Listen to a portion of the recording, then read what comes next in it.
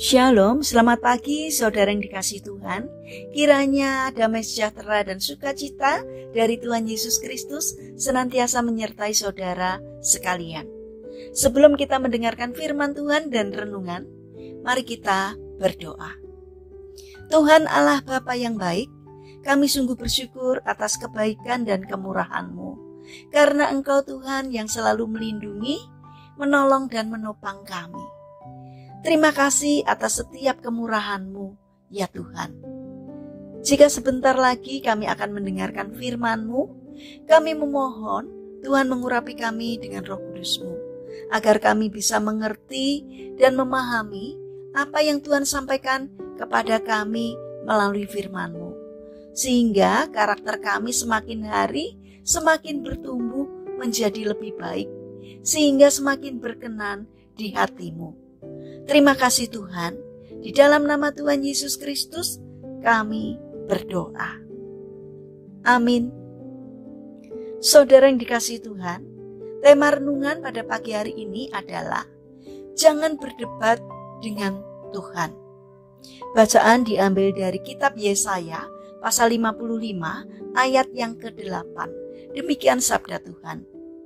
Sebab rancanganku bukanlah rancanganmu, dan jalanmu bukanlah jalanku. Demikianlah firman Tuhan. Saudara yang dikasihi Tuhan, pernahkah kita membayangkan jika ilmuwan sekelas Albert Einstein berdebat dengan seorang anak SMP tentang teori relativitas? Tentu tidak akan pernah ada titik temu. Akan menjadi sia-sia jika kita berpikir mempertemukan keduanya untuk berdiskusi. Mengapa? Karena yang satunya adalah pakar terbaik di bidangnya, sedangkan lawannya masih belum banyak tahu tentang topik yang akan dibahas itu. Saudara yang terkasih, bukankah hal tersebut sama seperti situasi kita? Allah berhadapan dengan orang-orang yang memperdebatkan rancangannya bagi manusia. Ini sungguh perdebatan yang tidak seimbang. Tetapi sekalipun kita tahu bahwa hal ini tidak seimbang, bukankah kita sering mencoba untuk melakukannya? Dalam hal apa? Dalam hal keputusan-keputusan yang hendak kita jalani dalam hidup. Jika kita jujur, bukankah kita selalu menganggap bahwa jalan kita lebih baik dari jalan Tuhan? Kita mencoba memperdebatkan keputusan-keputusan kita dengan Allah dan menganggapnya lebih benar. Sikap seperti inilah yang akhirnya membentuk pribadi kita untuk lebih percaya dan mengandalkan manusia daripada mengikuti kehendak Allah. Saudara yang dikasihi Tuhan, kita tentu tahu dengan pengalaman hidup Yunus, Allah menunjukkan jalan kepadanya agar pergi ke Niniwe untuk menyampaikan pesan Allah. Tetapi Yunus menantang dan memilih jalannya sendiri dengan pergi ke Tarsus. Akibatnya, ia pun harus berhadapan dengan begitu banyak masalah, bahkan mengancam nyawanya. Beruntung, Yunus sadar dan mau mengubah langkahnya untuk mengikuti rencana Allah. Saudara yang terkasih, bagaimana dengan hidup kita?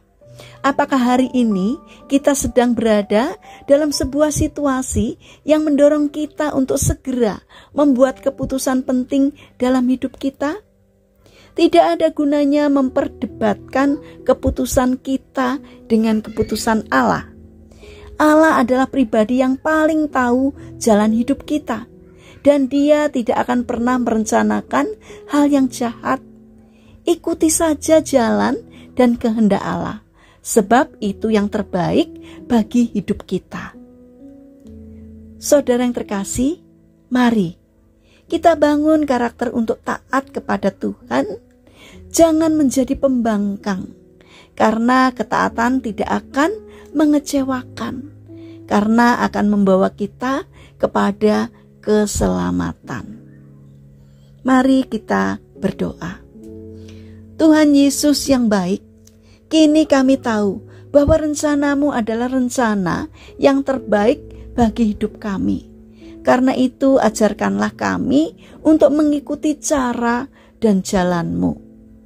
Kami juga mendoakan bagi mereka yang mengalami permasalahan dan kesulitan hidup. Di dalam pergumulannya kiranya Tuhan hadir untuk menolong mereka. Bagi mereka yang sakit, kiranya Tuhan menolong dan memberkati. Setiap upaya yang mereka lakukan, biarlah Tuhan berkenan untuk menjamah dan menyembuhkannya. Bapa yang baik, saat ini kami ingin menyerahkan rencana dan aktivitas kami hari ini kepadamu.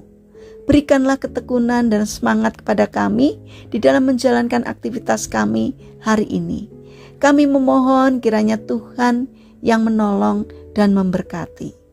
Terima kasih Tuhan, kami percaya bahwa Tuhan akan menolong kami. Dalam nama Tuhan Yesus Kristus, kami berdoa. Amin.